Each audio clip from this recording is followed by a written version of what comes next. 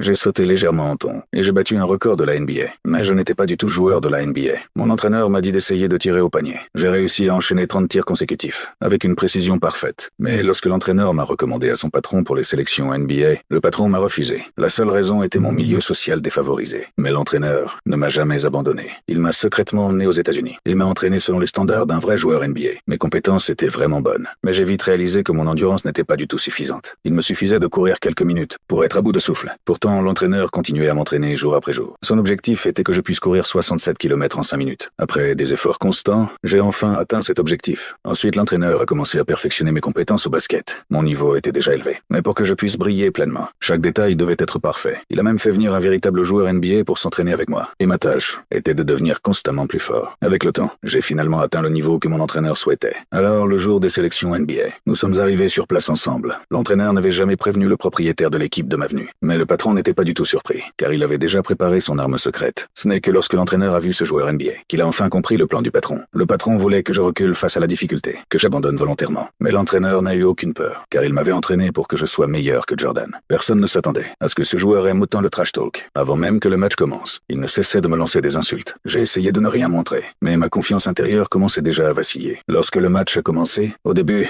j'étais encore concentré. Mais à mesure que le trash talk devenait de plus en plus intense, j'ai finalement craqué. J'ai commencé à douter de moi-même. Mes tirs rataient continuellement. Ma défense était complètement inefficace. Et lui continuait à marquer sur moi. Finalement, j'ai perdu lamentablement. Et j'ai perdu ma chance d'entrer dans la NBA. Je voulais tout abandonner et rentrer chez moi pour continuer le travail pénible. Mais l'entraîneur n'a toujours pas abandonné. Il a commencé à me provoquer intentionnellement pour me mettre en colère. Au début, j'étais très furieux. Mais avec le temps, ces mots ont progressivement perdu leur effet sur moi. Même lorsque l'entraîneur a insulté ma mère, je n'ai fait que sourire. L'entraîneur savait que j'étais enfin prêt à entrer dans la NBA. Mais la réalité restait cruelle. J'ai de nouveau été refusé. Mais l'entraîneur, grâce à un ami proche, m'a obtenu une nouvelle opportunité. Cet événement rassemblait de nombreux propriétaires d'équipes. Si je performais suffisamment bien, je pourrais entrer dans la NBA sans passer par les sélections. Cependant, sur place, j'ai revu ce joueur NBA. Mais cette fois, son trash talk ne pouvait plus m'atteindre. Et ensuite, ce fut enfin mon tour de briller.